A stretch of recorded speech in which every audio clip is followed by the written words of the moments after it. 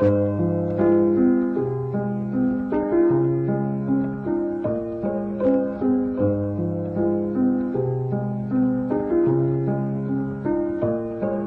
the summer of 1916, a boy stepped onto the breathtaking slopes of Yosemite Valley. He had in his hand a present from his father, a Kodak #1 box Browning camera. As he stood there gazing up at the enormous cliffs, he began taking pictures. He wanted to record the enormity of what he saw, and from that day would spend the rest of his life trying to capture on film the majestic grandeur of the American continent and the sublime and humbling exaltation of wilderness. His name was Ansel Adams.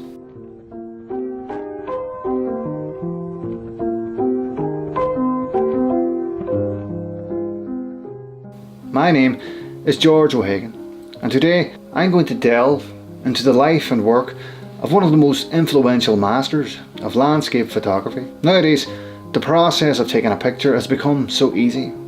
With the introduction of the image sensor, high quality pictures can now be taken and even processed on the spot. But it wasn't always as easy as this. For the early pioneers of image capture, the process was hard. It took time, patience, and a great deal of thinking. Some photographers could argue that landscape photography is the easiest genre in photography, and some would argue that it's also the most complex. Ansel Adams said that landscape photography is a supreme test of a photographer, but it's also a supreme disappointment.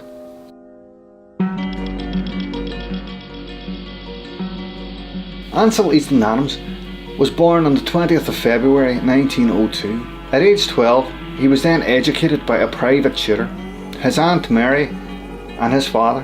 Becoming interested in piano, he spent an inordinate amount of time practicing as a connoisseur pianist. He had few friends and would spend much of his older childhood on adventures with his family, exploring Yosemite National Park, where he would later develop a love for his art form. He would later write of his excursions to Yosemite Valley. The splendour of Yosemite Valley burst upon us. It was glorious. One wonder after another descended upon us. There was light everywhere, and a new era began for me. One of the best things about landscape photography is the fact that it can be done practically anywhere, as well as Ansel Adams' visual style. As a tribute to Adams, we decided to take his style and characteristics and incorporate them into our photos from Iceland.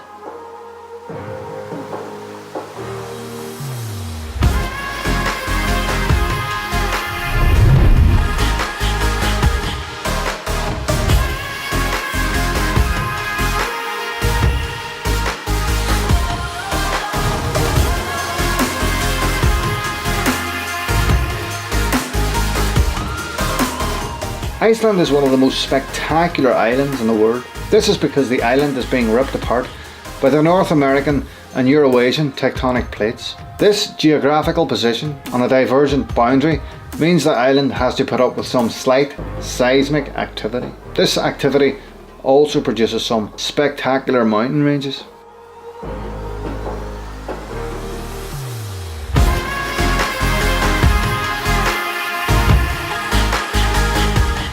This photograph of Skogafoss on the southeast of the island takes inspiration from Ansel Adams' Rainbow Falls image. I adapted the same considerations in terms of tonal balance. The photo was taken in colour and then later converted to black and white. Whenever you're there, in the moment, gazing up at something so magnificent, like a waterfall or gigantic mountains, it makes you feel so small. But in this sense, feeling small isn't a bad thing, it's a sublime thing. And when you look at one of Ansel Adams' photographs, you can clearly see the photographer is tiny. The detail in his photographs, from the shadows, the sun shining through the mountains, and the eye. The camera is such a small part, but it's not an insignificant part. I think it's probably what gives the whole thing meaning.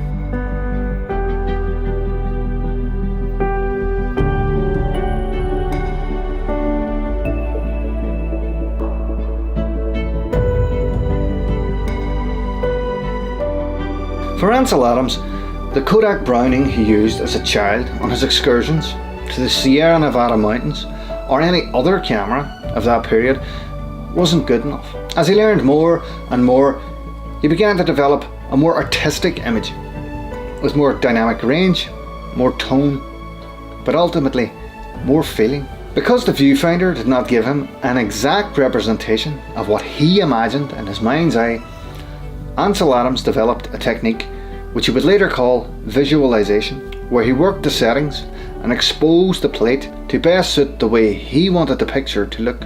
When you see the photograph, and as Stiglitz had said that when someone asked him about creative photography, what is creative photograph? He said, I merely go out into the world, I want to make a photograph, I come across something that excites me, I see the picture in my mind's eye, and I make the photograph, and then I give it to you as the equivalent of what I saw and felt. The whole key lies very specifically in seeing it in the mind's eye, which we call visualization.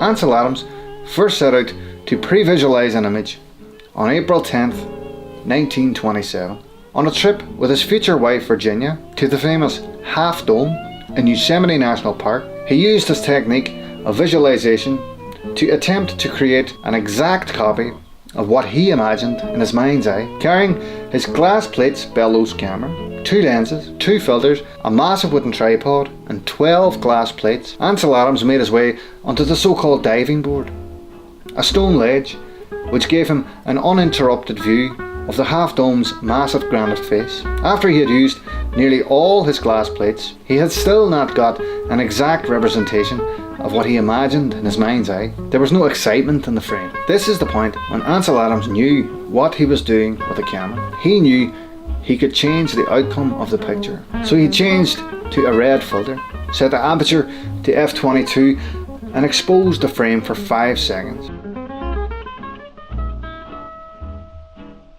The image that he would develop later will become one of the world's most iconic images, the monolith, the face of the Half Dome. It is the first image that Ansel Adams anticipated beforehand. It is also the image that made him realise that he would be a photographer for the rest of his life.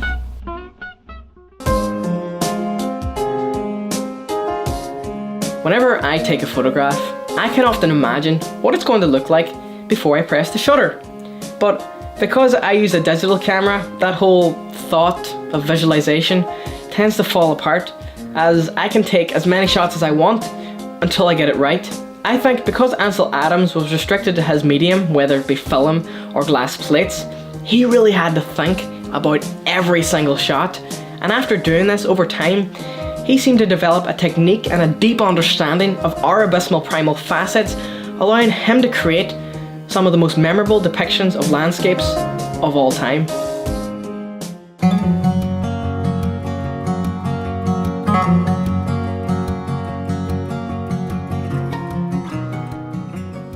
In this photograph of Cellulence Foss, which isn't far from the first location, I adapted the same considerations. I used as slow a shutter as I could. This is because the water has to travel through the picture as it's being shot, which creates a sense of relaxation. I also had a lot of trouble trying to get this shot because of the constant spray coming from the waterfall, which meant the lens had to be constantly dried after every single shot.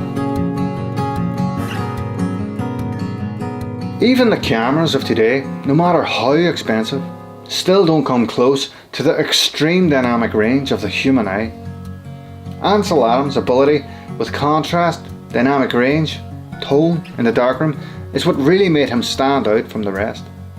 He would spend days in the darkroom, setting up and testing, retesting and developing negatives to perfect his images. Ansel Adams is also well known for his work on the zone system. Together with Fred Archer, they pioneered a technique of transferring light into formal measured densities for negative and printing processes. This was a major formalized processed approach to black and white darkroom photography, and it is still in use today. The moonrise over Hernandez is an image where Ansel Adams showed a deep understanding of light and reciprocity. Stopping on a spur of the moment, he set up his camera at the side of the road to take a picture of the moon over a town in New Mexico. He struggled to get his gear set up and in his haste forgot where he put his light meter. Not having the time to look for it, he could not use his famous zone system technique. Nevertheless, he computed the shutter by knowing that the amount of light coming from the moon was 250 candles per square foot. After he took the shot, the lighting changed, so he couldn't take another. But it didn't matter. The shot was enough, and his knowledge in the darkroom allowed him to create what most people would consider one of his best images. Whenever you look at the picture, it really only was one shot, and that's all it really was. Whenever he took the picture, the ambient light that illuminated the crosses in the foreground disappeared, so that made that first negative 1 in a million, and it really was. Whenever I was in Iceland, I photographed the Aurora Borealis. Although it did look spectacular in colour, I wanted to adjust the balance to create the same visual style that Adams had created, just as an experiment.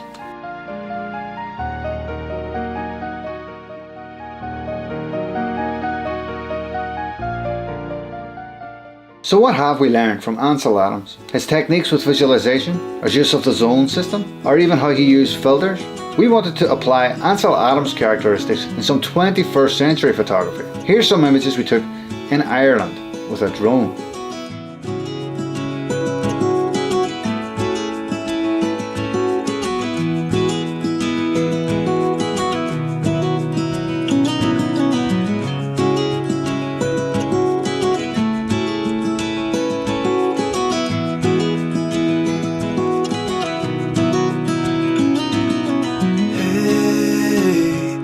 You want to leave this place where we grew up, this old town, just put it all behind. Remember you and I would always find somewhere to hide when we were kids, so we could see and hear the water run. The river's gonna cry when you're gone.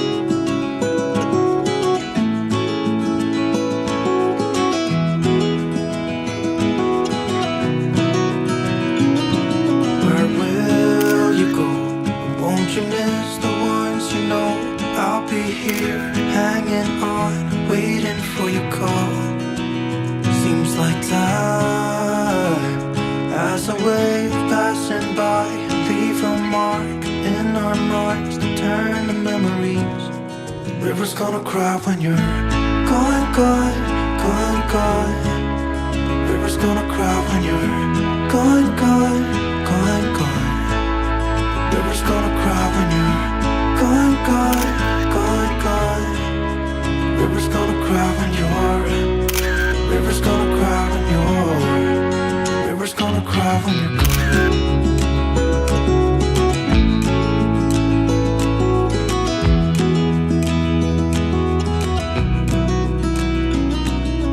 Hey, I was hoping you would stay.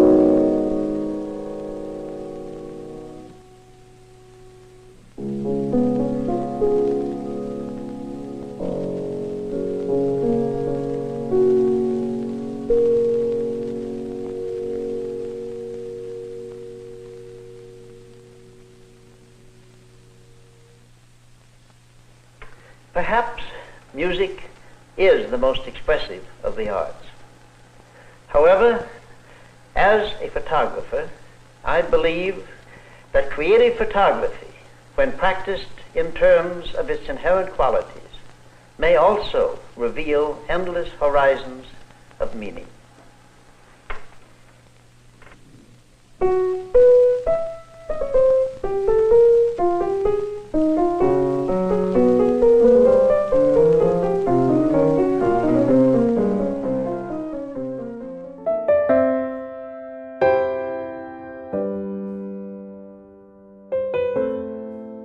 Ansel Adams leaves behind him a massive legacy. He spent most of his life ensuring that photography would find its place among the art forms. The opposing pictorialists at the time found their inspiration from existing art, such as paintings. But what Ansel Adams done was create a brand new genre for a brand new artist, all the while promoting the protection of some of the world's most vulnerable landscapes, like Yosemite National Park. Nowadays, everyone has a camera, but who really visualises before they take a shot? Who would hike for a day to reach the perfect spot? So the next time you look at one of Ansel Adams' photographs, remember, our photographic world is the one he gave us.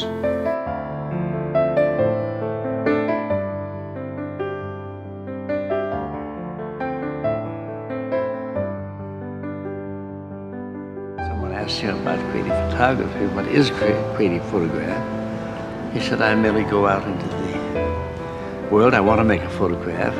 I come across something that excites me. I see the picture in my mind's eye, and I make the photograph. And then I give it to you as the equivalent of what I saw and felt. The whole key lies very specifically in seeing into the mind's eye, which we call visualization.